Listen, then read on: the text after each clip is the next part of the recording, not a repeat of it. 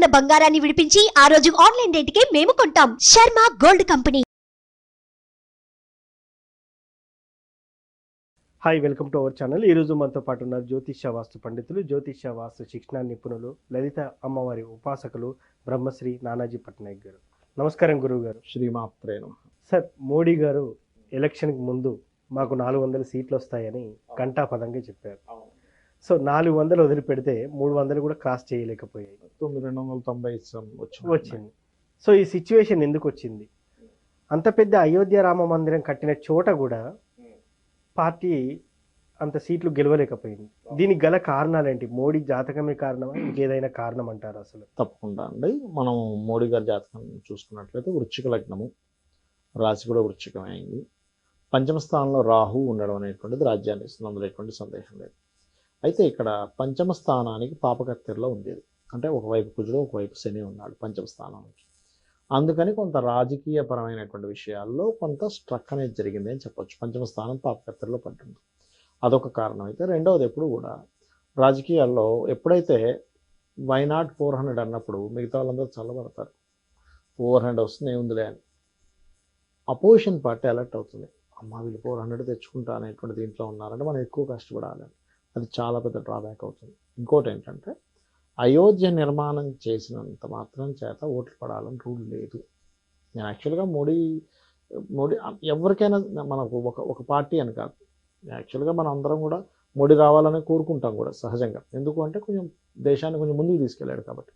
కాకపోతే ఇక్కడ ఏంటంటే వేరే పార్టీస్ వాళ్ళు, అపోజిషన్ పార్టీస్ కావచ్చు, అయోధ్య నిర్మాణం చేస్తే మీకేమొస్తుంది, మీకేమైనా ఉద్యోగం వస్తుందా, ఇట్లాంటివి ఎక్కువగా ప్రమోషన్స్ చేశారు అంటున్నాను నేను.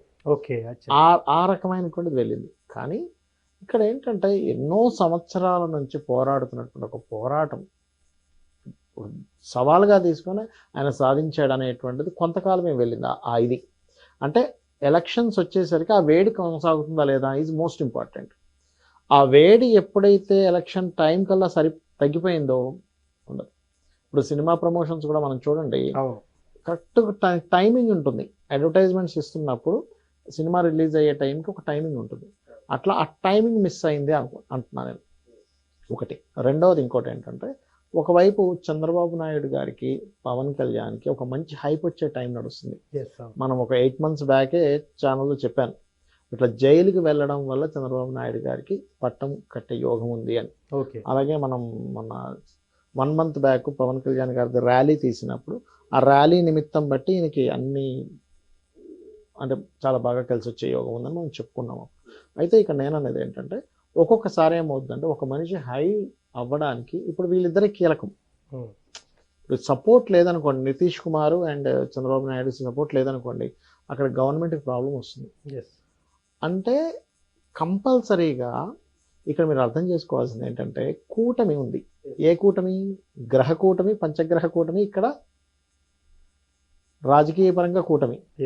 ఆకాశంలో ఎప్పుడైతే పంచగ్రహ కూటమి ఉందో వృషభ రాశిలో, ఇక్కడ కూటమి ఏర్పడితేనే బలము, సింగిల్గా వెళ్ళేటువంటి యోగం లేదు అనేటువంటిది మనకి ఇప్పుడని కాదు, మన పురాణాల్లో, రామాయణ మహాభారతాల్లో కూడా చాలా సందర్భాల్లో అందులో ఉండేటువంటి ఎవరైతే మహాభారతంలో ఉండేటువంటి భీష్ముడు కావచ్చు, ధర్మరాజు కావచ్చు, చాలా సందర్భాల్లో ఈ గ్రహాలన్నీ ఒకవైపు కూడి ఉన్నాయి కాబట్టి ఈ యొక్క సైన్ ఇలా వచ్చేటువంటి ఛాన్సెస్ ఉంది అనేటువంటి చాలా సందర్భాల్లో చెప్పడం జరుగుతూ ఉంటుంది. ఇది గ్రహాలను ఆధారం తీసుకొని.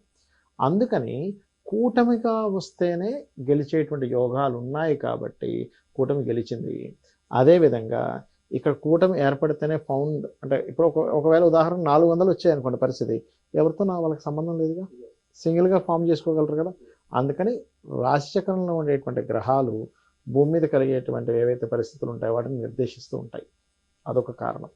మరొకటి ఏంటంటే, ఇక్కడ నేను మొన్న ఈ మధ్య మనం చూసినప్పుడు 4వ స్థానంలో అర్ధాష్టమ శని ఉంది. ఇది మన మోడీ గారికి లాస్ట్ 2 times గెలిచినప్పుడు ఏలినాడు శని ఉండేది. నేను గతంలో చాలాసార్లు చెప్తూ వస్తున్నా, శని ఉన్నప్పుడు వీళ్ళు రాజ్యం ఖచ్చితంగా వస్తుంది అని. అలాగే మీరు జగన్ గారి కన్నా చూసుకుంటే అష్టమ శని అయిపోయింది, పోయింది.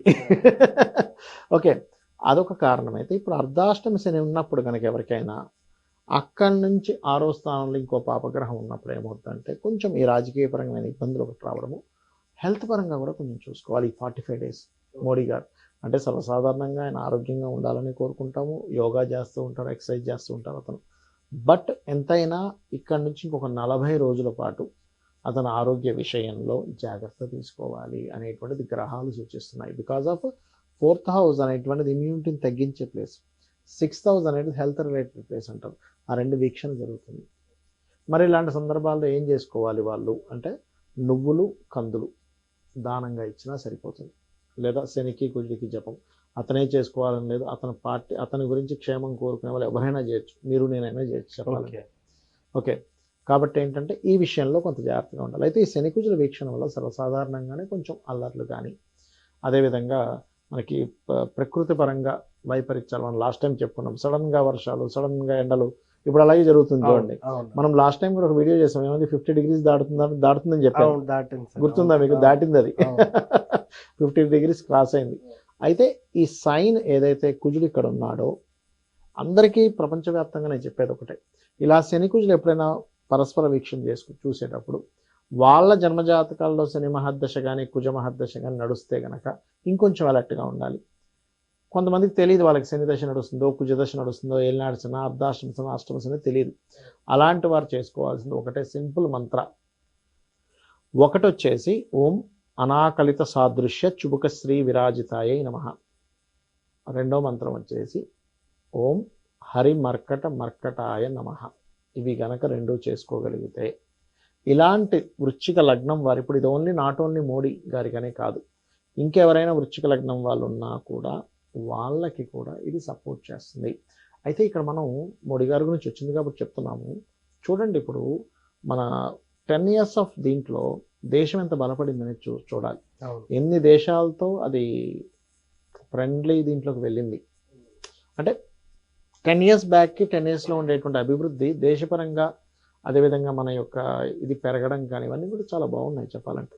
అంటే ఇదేదో మనం మోడీ సైడ్ అని కాదు, ఇప్పుడు మొన్న చంద్రబాబు నాయుడు గారు గతంలో అంటే 10 years బ్యాక్ అప్పుడు వచ్చినప్పుడు కూడా చంద్రబాబు నాయుడు గురించి కూడా చెప్పాము మనం. ఇట్లాగే నేననేది ఏంటంటే ఇక్కడ మనం బీజేపీ పార్టీయా లేకపోతే కాంగ్రెస్ పార్టీయా లేకపోతే ఎంఐఎం లేకపోతే మరొక పార్టీ అని కాదు, ఇక్కడ ఆ వ్యక్తి బాగా చేశాడా లేదా.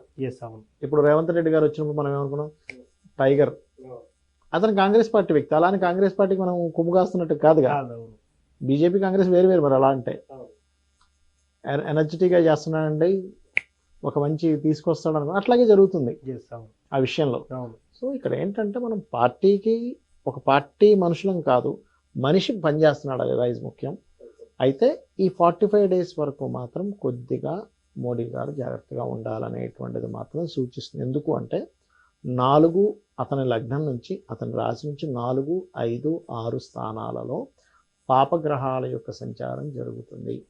మెయిన్ సార్, నేను కొంతమంది దగ్గర విన్నాను, మూడోసారి ముఖ్యమంత్రిగా కానీ ప్రధానమంత్రిగా కానీ పదవి చేపడితే వ్యక్తిగతంగా ప్రమాదంలో పడతారు, అంటే ఆ వ్యక్తి ఉండడు, ఇంకా చనిపోతాడు, ఆ అదృష్టం అక్కడితోనే లాస్ట్ అని అంటారు. దీన్ని ఎలా చూడొచ్చు? శాస్త్రంలో అయితే 3వసారి అయితే ప్రమాదంలో పడతారని రూల్ లేదు. గ్రహాలు అప్పుడు కలిసి వస్తాయి. ఓకే, అంటే 3వసారికి గ్రహాలు పాపగ్రహాలు వచ్చాయి అనుకోండి, ఇప్పుడు ఆరోగ్యపరమైన జాగ్రత్తలు తీసుకోవాలని చెప్పాను, అట్లా ఏదైనా గ్రహాలు కలిసి వస్తే చెప్పలేము. ఓకే, 3వసారి అయితే కంపల్సరీ అవ్వాలని రూల్ లేదు. ఇప్పుడు మీరు గతంలో జరిగినటువంటివి తీసుకుని బేరేజ్ వేసుకుని చెప్తున్నారేమో.